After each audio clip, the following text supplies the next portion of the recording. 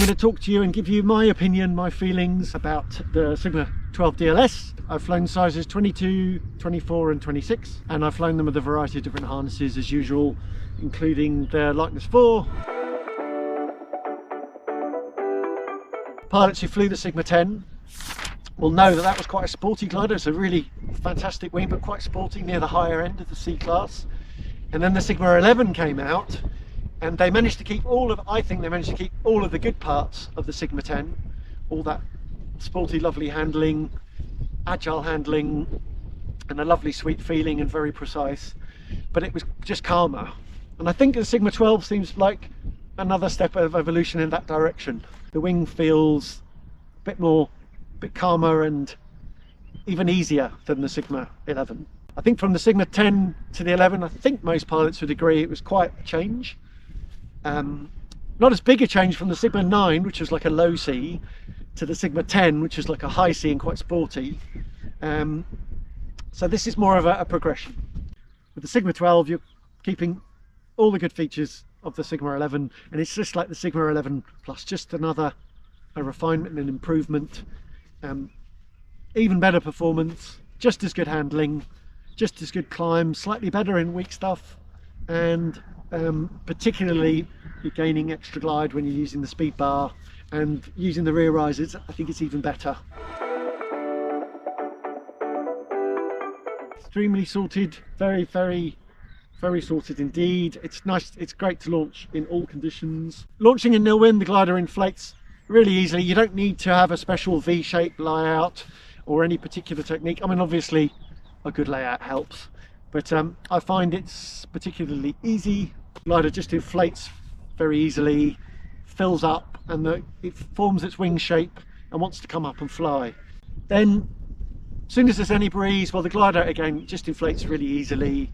Nice to build a wall, and you can see everything very clearly. Let's talk about in more demanding conditions, so when it starts to get strong and gusty. Again, overall the Sigma 12 DLS is really easy and forgiving for the class. Any pilot that's suited to the class should have no issues whatsoever with ground handling and kiting this glider.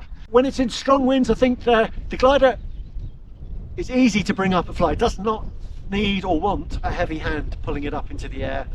So if the wind is strong, if it's strong and gusty, and if you pull the glider up like hard, like it's a Mojo, like it's a sort of A glider, then it's going to come up too fast, and it may well zoom up and pluck you.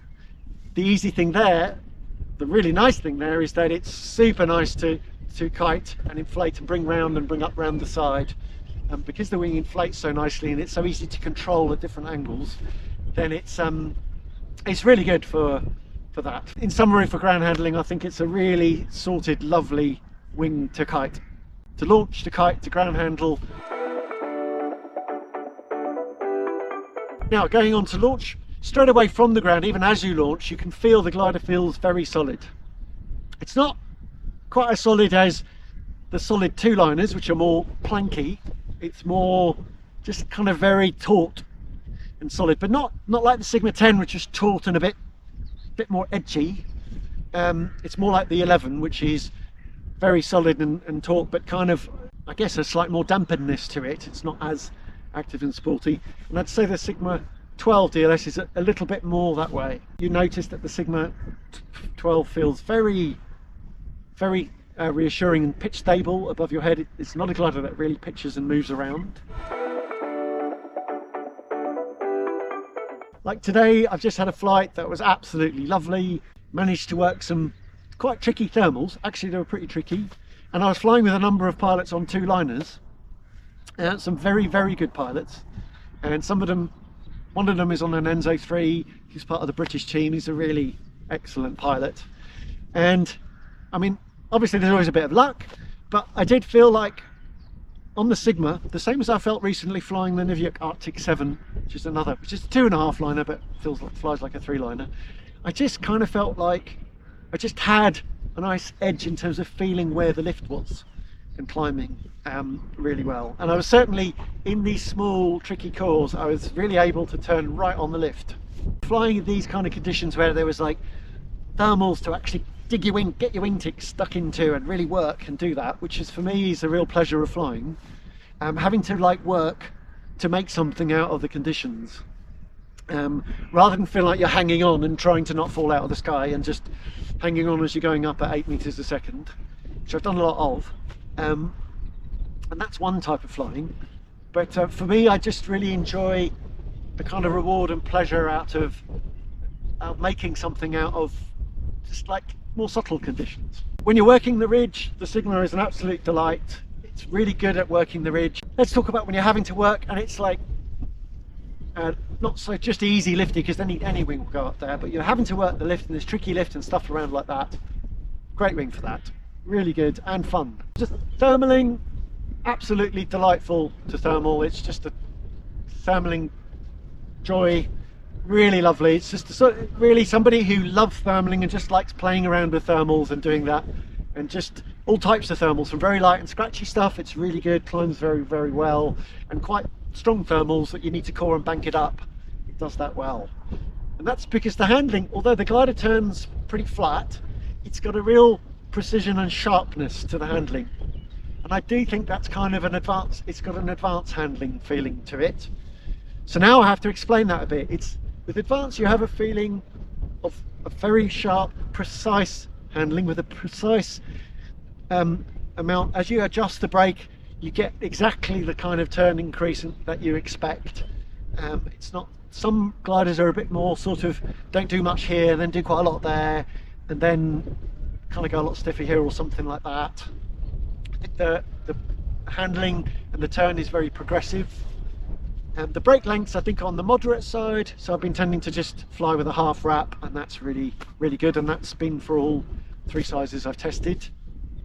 It's a glider that you can either go out and turn really flat and use a bit of outer brake and a bit of high siding outer weight shift to try and flatten out your turn, and then bring it back in, turn around. You can really adjust your turn and get it just how you want it, as you feel the little pushes and shoves in the thermal. Well, I've got to say that performance of the Sigma 12 DLS is really excellent. It's even better than the 11, as you'd expect. And I mean, the 11 still performs really, really well. We've got some pilots flying the Sigma 11, and they still very noticeably do really well. So there's kind of a little bit of a thing where people are kind of just assume if it's a 2-liner it performs better, if it's a 3-liner it performs worse. Well, that doesn't seem to be the case from my testing. There are 2-liners, especially some of the older ones, and the first ones which I don't think perform quite as well as the best performing 3-liners, like the Sigma 12 DLS, and they don't seem to perform any better than, say, the Sigma 11. But then they have that 2-liner feeling, and in some ways, for some pilots that might be an advantage because they feel more solid stuff. But for some other pilots, I think they won't like it as much. And as a matter of fact, it might surprise some people to learn that I have now seen some pilots who've gone and tried out the ENC 2-liners.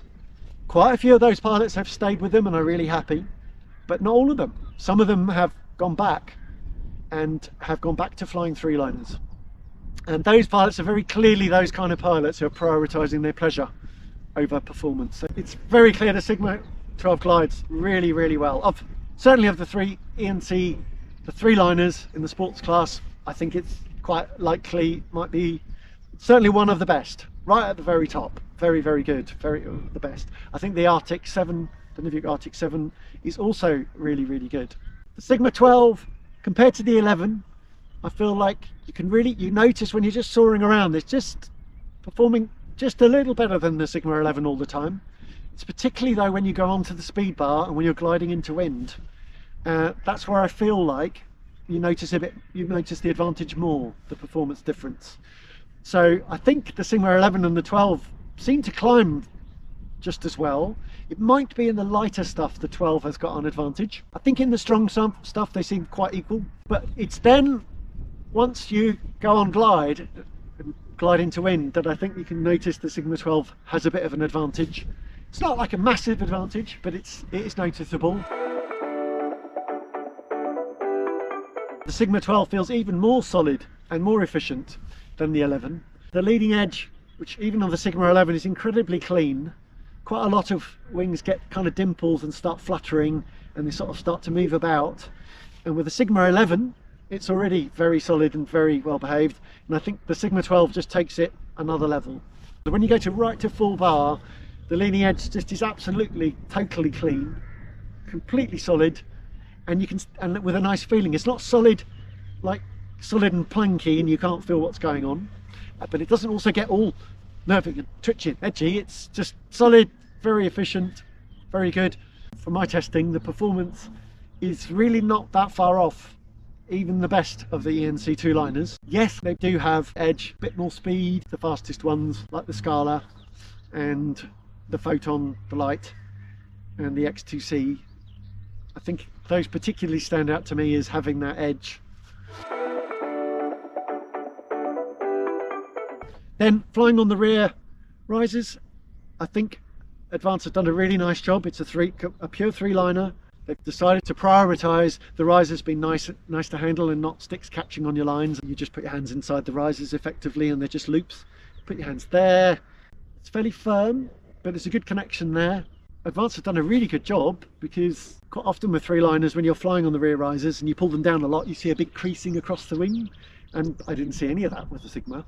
Very clean and efficient. The way they've made the whole riser system is really nicely done, such that it seems to work really nicely. It's not quite the same feeling as flying on a two-liner, but certainly works very well.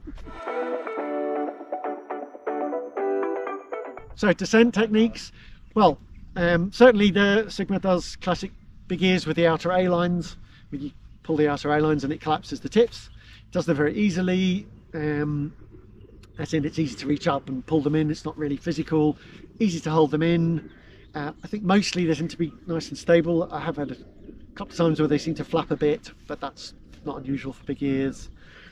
And they're effective, and when you release them, they tend to stay in. You can wobble them out, but it's better to just give them a good pump to clear them.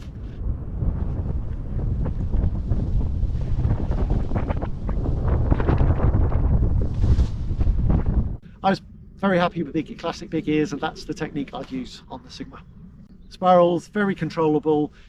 That handling gives you a real control of how you go in, and you can adjust how fast you're going down and come back out. No tendency whatsoever to lock into a spiral that I found. Obviously different configurations can have different effects. For me, the three-liners still just put a bigger smile on my face. Just in terms of that feeling and handling, it's kind of a choice between feeling and handling, and you being the sort of pilot that chooses your conditions to fly in nice conditions, and you fly completely for the pleasure of flying. You're not so prioritising the XC kilometres and points and things like that. You're more prioritising the pleasure and enjoyment of flying. You're still a pilot who likes to fly cross country and do big cross countries and do things like that, but you're not so bothered about your relative performance to everybody else. It's more about your own personal enjoyment. So yeah, maybe I'm going, extrapolating a little far here, but this is my feeling. This is how I feel about it, because I feel like I'm probably that kind of pilot. So there we are, the cat out of the bag. The DLS, durable light structure, light yet durable, and with a standard longevity of a standard weight glider. So anybody who's wondering about, oh, should I go for this, is it not going to last as well as a standard glider? That's the whole point of the DLS, is that Advance kind of guarantee and say that the durability is as good as a standard weight glider, but they've been really clever in the construction to get the weight down. They've also used some lighter materials in places, but they're places that they know get less wear. So you kind of do get the best of both worlds in that way. Where, so for example, with the Arctic 7, which I'm going to do a review of next, or soon, that's definitely the ultralight kind of wing, and yeah, you really notice it's even lighter and more compact, quite noticeably, but you've got that ultralight fabric. You also notice it kind of blows around in the wind more, whereas this standard weight fabric kind of is easier to manage as well in stronger winds. So Steve, What else about the Sigma 12 DLS? What have I missed? What else should you mention? It's important to note that it's also available in the French colour scheme as well as the English one. There we are. Good to know. I didn't think of that. See, so different nations, you know, think about it. French colour scheme there. That's very good.